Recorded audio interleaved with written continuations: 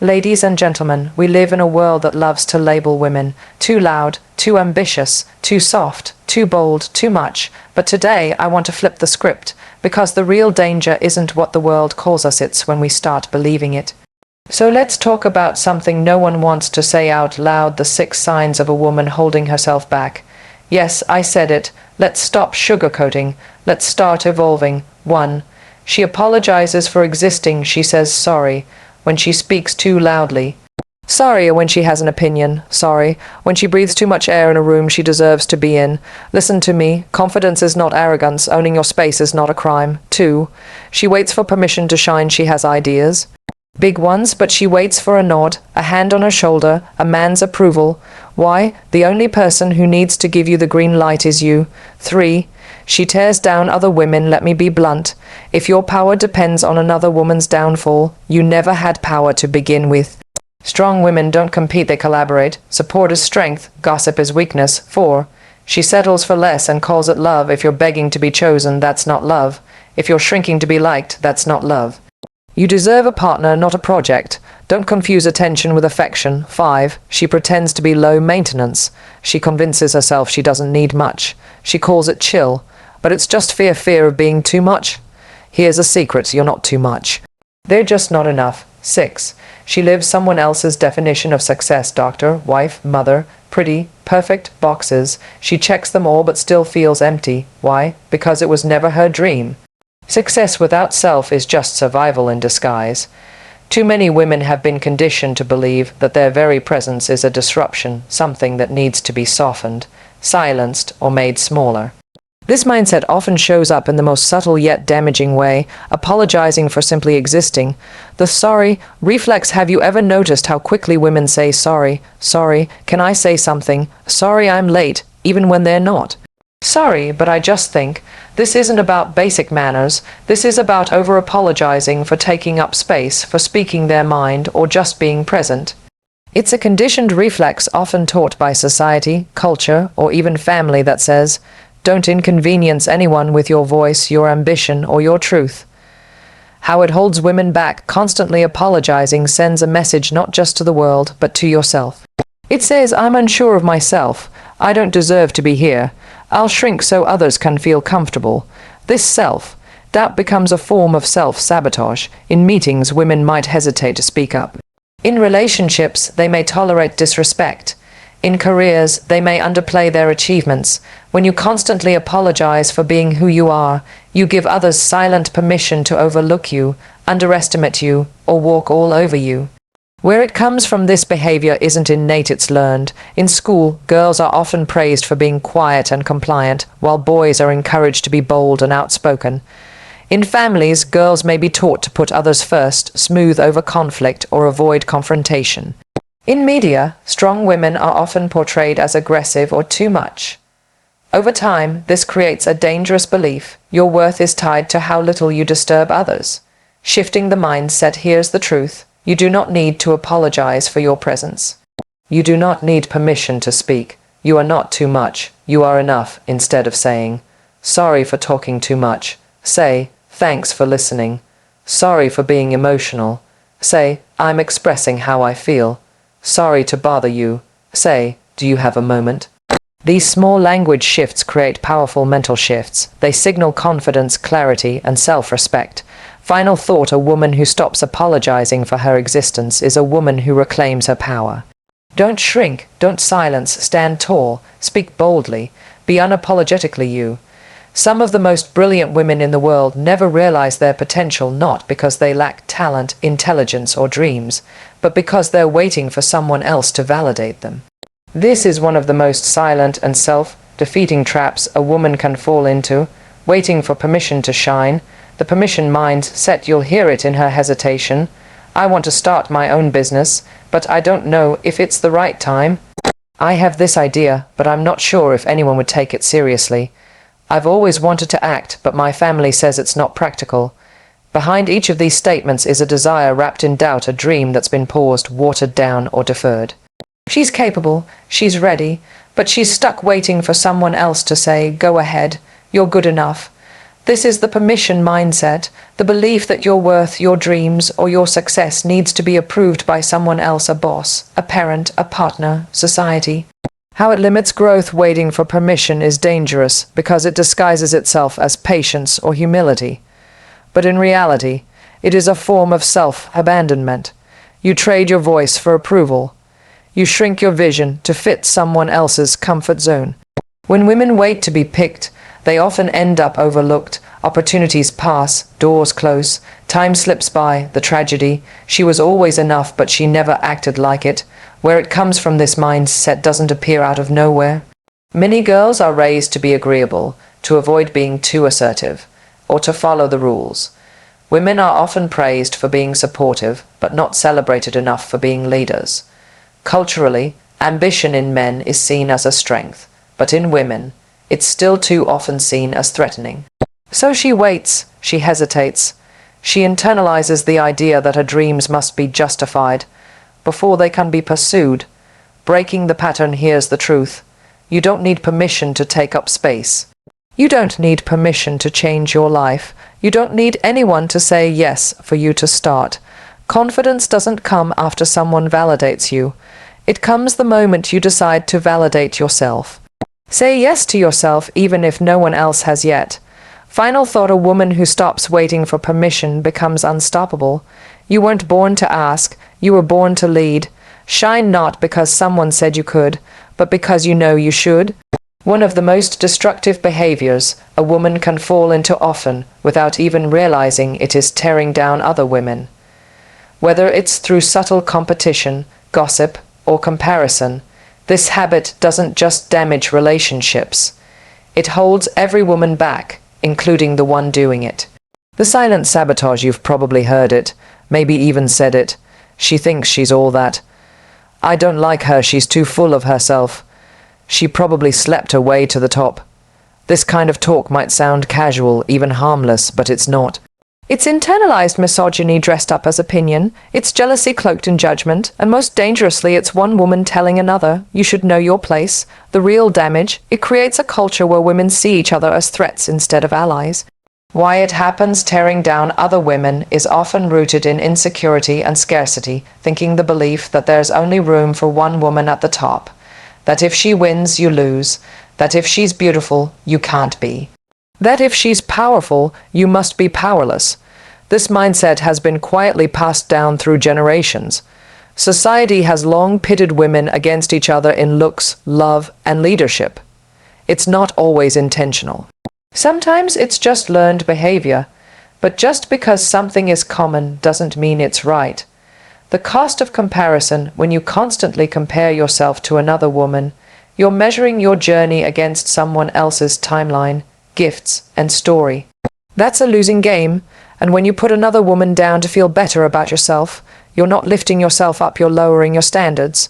Tearing down other women doesn't make you strong. Lifting others while standing tall yourself, that's real strength. The power of solidarity: here's the truth. When women support each other, everyone rises. There's no shortage of success, no cap on confidence, no limit on beauty, brains, or brilliance. Celebrate her glow, it doesn't dim yours. Clap for her win, yours is coming. Compliment her courage and watch yours grow too. Final thought: a woman who tears down others is operating from fear. But a woman who lifts others, she's operating from power. We don't need to compete. We need to collaborate, because empowered women empower women. And when we rise together, there's no force more unstoppable. One of the most heartbreaking ways a woman holds herself back is by settling for relationships that don't nourish her and labeling it as love. She confuses bare minimum attention with emotional connection. She mistakes consistency with compatibility, and she stays even when her soul is starving. The illusion of love: many women are taught that love is sacrifice, that real love means enduring pain, fixing broken people, or proving their loyalty no matter what.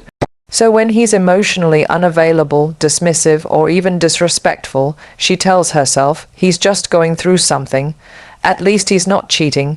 This is what love is supposed to be like, right? Wrong. Love is not suffering, love is not shrinking to be accepted, and love is never a transaction where your worth is constantly negotiated. Why women settle not because they don't know better, but because they've been told that wanting more makes them demanding or too much. From movies to mothers, many messages say, find a man before it's too late. Don't be too picky. At least he provides. So she lowers her standards. She ignores red flags. She convinces herself that crumbs are a feast because deep down she's afraid she won't find better. But here's the truth. You attract what you believe you deserve. The cost of settling when a woman stays in a relationship that drains her. She pays a price. Her confidence erodes. Her energy fades. Her dreams shrink. She starts prioritizing his comfort over her own peace. She silences herself to keep the relationship alive. But at what cost? Settling in love doesn't just affect your heart, it affects your entire sense of identity. Real love vs. attachment. There's a difference between love and attachment. Love is mutual, it's safe, it's expansive. Attachment is fear, it's control, it's conditional. Ask yourself, do I feel seen in this relationship? Do I feel like I can be fully myself? Am I staying out of love or out of fear of being alone? Because staying in something that dims your light is lonelier than being alone. Final thought, a woman who settles for less forgets her worth. But a woman who chooses herself, even if it means walking away, reclaims her power. Don't call it love if it costs you your self-respect. The right love will never ask you to abandon yourself. You are not hard to love, you're just done being undervalued. One of the quietest ways a woman holds herself back is by pretending to be someone she's not specifically, by calling herself low maintenance, when what she really means is, I'm afraid to ask for what I want. This isn't about makeup, fashion, or material things. It's about needs, standards, and self-worth. What low maintenance really means when a woman constantly says she's low maintenance, what she often means is, I don't want to come off as needy. I'm afraid if I ask for too much, I'll scare them away. I've been taught that being easygoing makes me more lovable. So she settles for the bare minimum, a delayed text, last-minute plans, one-sided emotional support, and tells herself she's okay with it. But deep down, she's not okay. She's just afraid to be labeled as too much. The fear behind the facade, let's be honest, society often shames women for having standards. If she asks for more time, she's clingy. If she expresses her expectations, she's dramatic. If she wants romance, consistency, or clear communication, she's told to calm down. So what does she do? She tones herself down. She becomes cool. She says, I don't care, when she absolutely does. This fear of rejection, of being called difficult, of being alone, drives her to hide her true needs. But here's the irony. Pretending to be low maintenance only guarantees you get treated like you don't matter.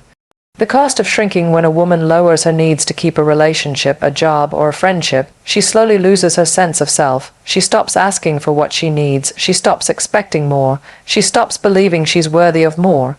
She thinks she's being easy to love, but what she's really doing is making herself invisible.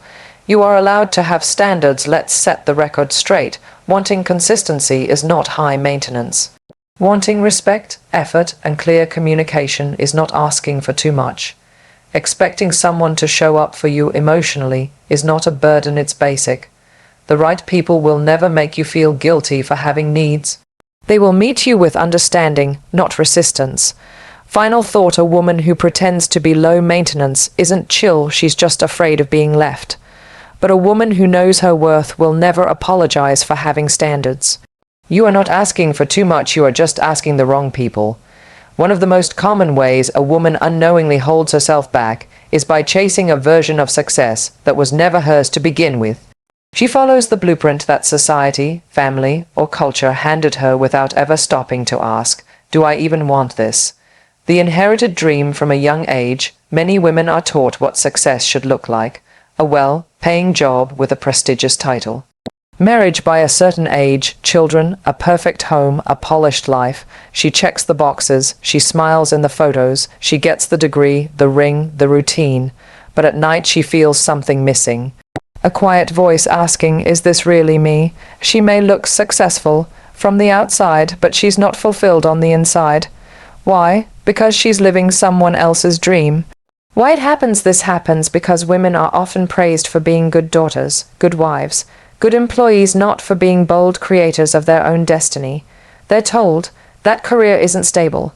You should be grateful many people would love your life. Why rock the boat when everything is going fine? So she trades authenticity for approval. She confuses security with happiness. She silences her soul in exchange for acceptance.